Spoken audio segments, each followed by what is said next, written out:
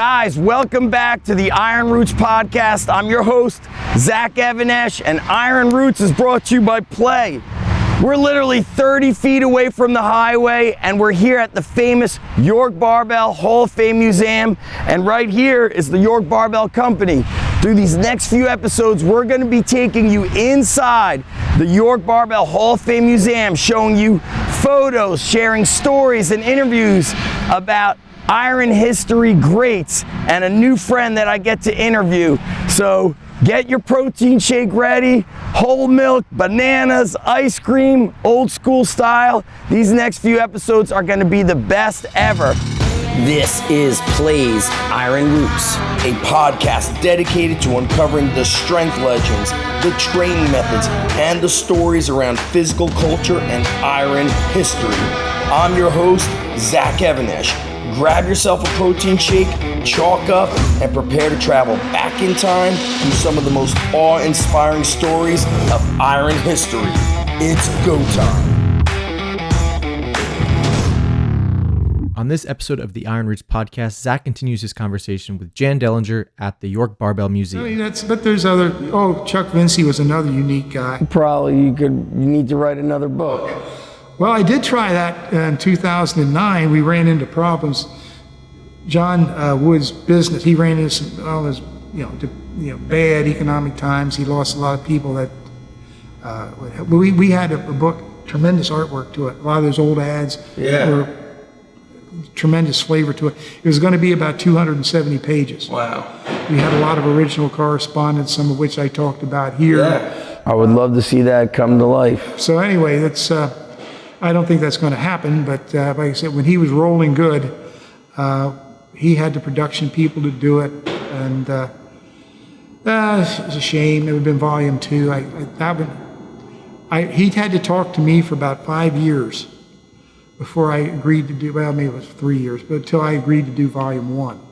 I said, nobody would want to read this. I don't think I even want to read it. I love reading it, and we're talking about, for those that are listening, watching, the Dellinger Files. Yeah. So when you read it, it's like I feel like I'm in that time period with you hanging out. It's like it's like a time machine. I love it. I've been told I tell good stories. Great stories. And so, like I said, it's just different people. You almost have to hit me with a name, and then I've got a story. Sure. The kind of stuff. Yeah. If you leave me, like I'm laying in bed at night, almost asleep, and then I'm thinking about that person, this incident, that person. Right.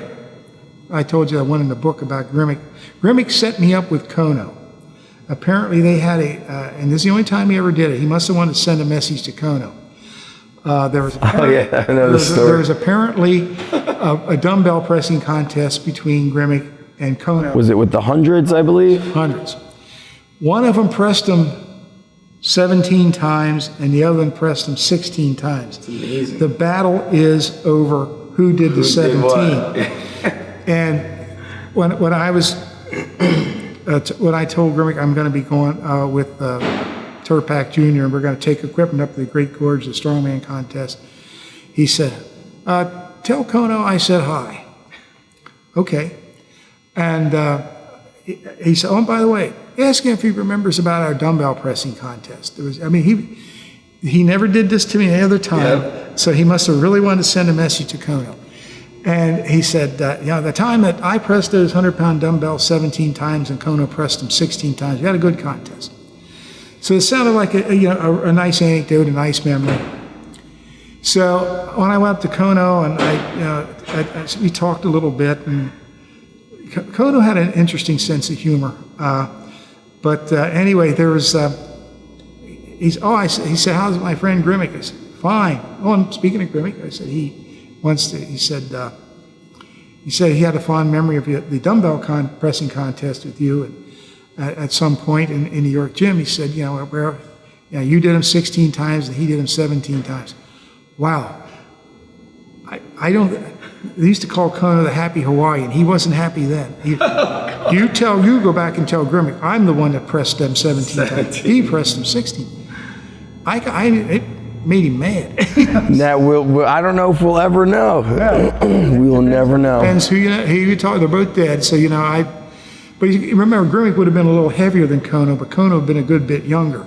Right, so you were saying Grimmick weighed like 205, 210, Kono was like 170 something? Well, it depends when he got him. He was, for a while, he was in the 165-pound class, and then he was in the 181-pound class. Which It just like blows my mind that guys of that weight are pressing the hundreds for double-digit reps overhead. remember, they didn't bench press that much or that often. It was just the floor press where you pulled the thing over and pressed it. You did the pullover, and that's what we spoke about earlier. Was like my buddy Donnie Thompson was like, he said, Zach, the guys back then, I don't recall, if I look through the Strength and Health magazines, I don't even know if I recall seeing an article on, hey, your shoulder is injured.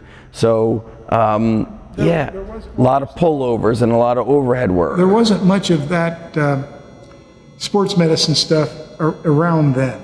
Now, once in a while, you ran across a sympathetic person with a medical background, like Sam Hamola was a chiropractor. He had books out about weight training. He would contribute articles to Strength and Health. There was some sort of physical therapist in the 50s, Lloyd Garner, who had a little bit of a series in Strength and Health about mostly his back injury. Back stuff, back stuff. And so to do a floor press, you laid on the floor, did kind of a bridge, and pulled the bar over. Oh yeah, what you did was back in Milo days, you would lay there with the barbell right behind your head, the center of the bar, and you kind of turned your head to one side, and then you pulled it over, and then you pressed it for whatever you could do, and then you put it back.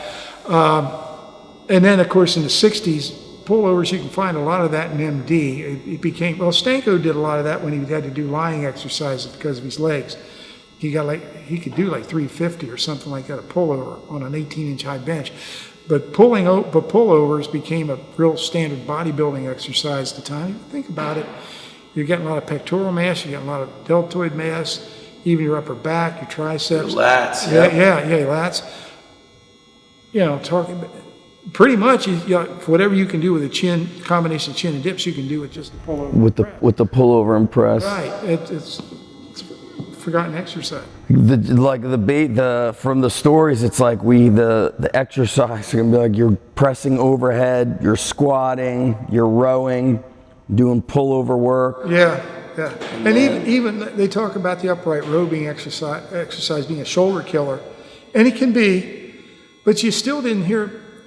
More people did more of that back then in the 40s, 50s, 60s, and we still didn't talk about it. We've gotten very conservative now, and a friend of mine, he's a strength coach for the Falcons, and I said, hey, are you more conservative knowing you have all of this knowledge of training and these guys have multi-million-dollar contracts?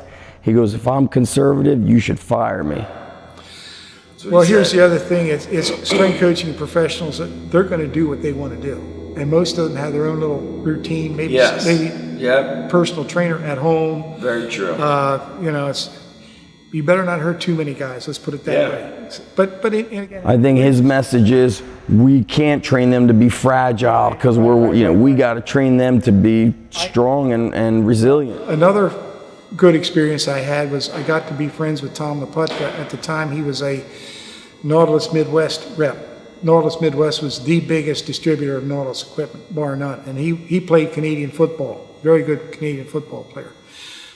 We went up to Dickinson College when the Redskins were still going up there and got to talk to Dan Riley and some of his people.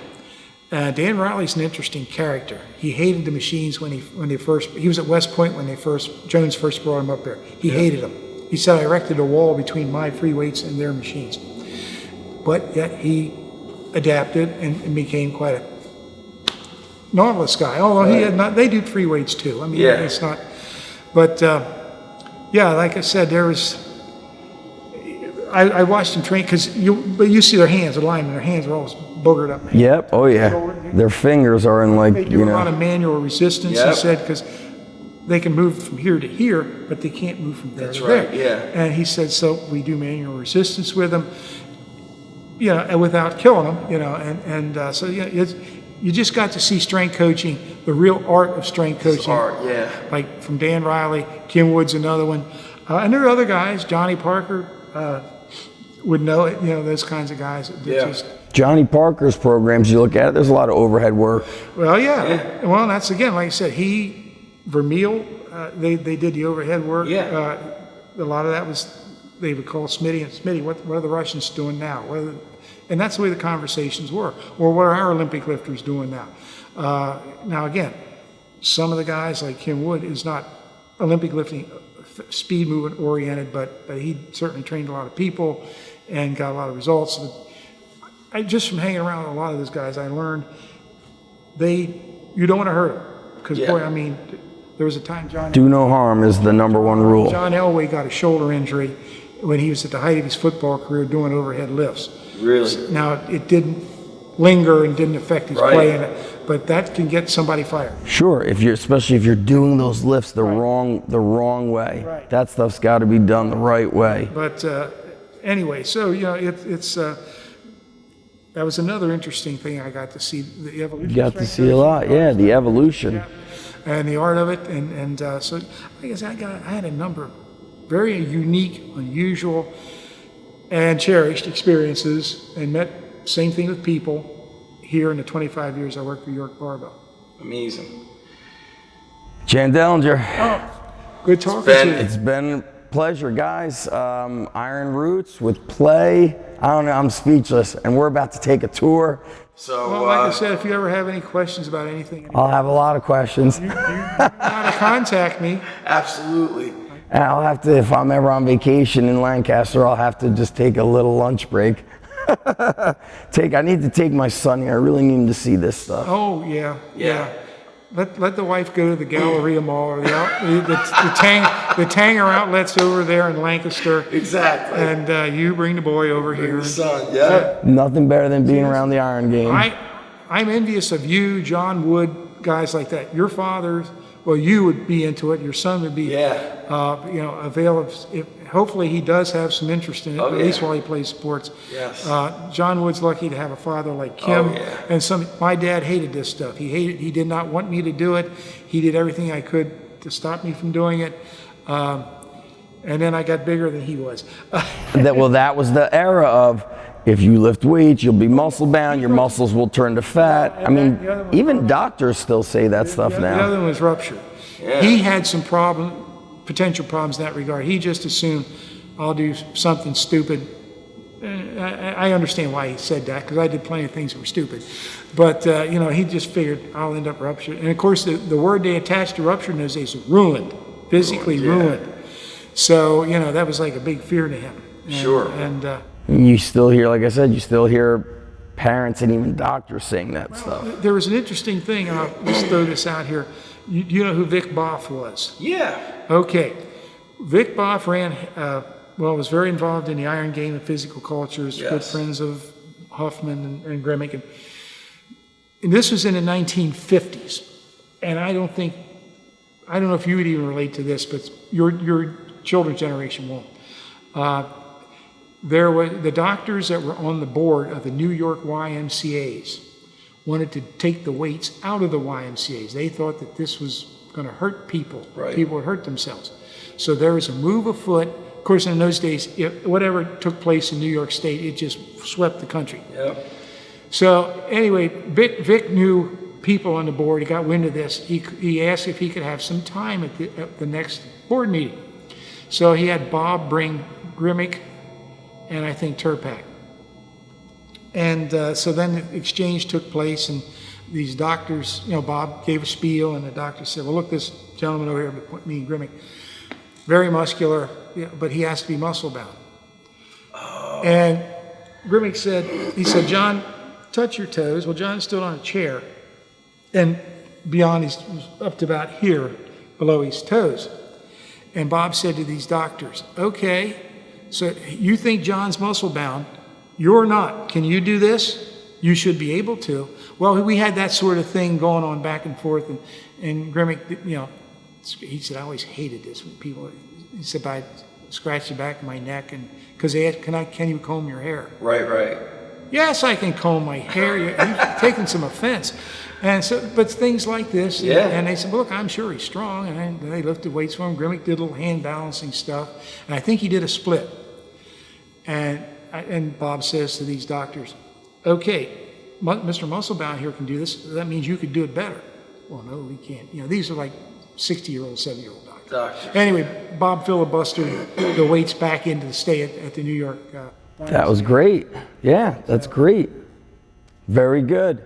All right, guys, we're about to take a tour of the York Barbell Museum.